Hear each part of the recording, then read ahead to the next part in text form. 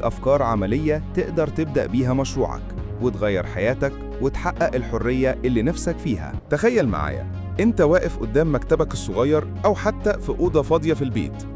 قدامك شوال كبير فيه فول سوداني أو عدس أو بهارات، وأنت ماسك كيس شفاف أنيق بتحط فيه كمية صغيرة محسوبة بالجرام وتقفله بماكينة بسيطة.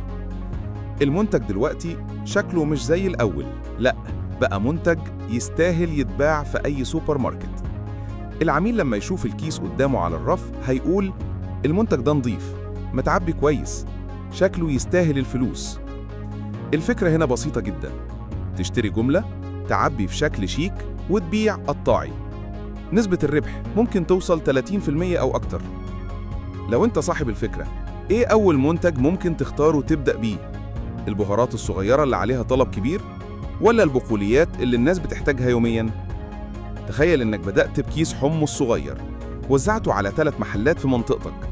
المحلات دي خلصوا الكمية في يومين بس، رجعت لهم بكميات أكتر، وكل مرة تزيد. إيه اللي هيحصل؟ مشروعك هيكبر واحدة واحدة.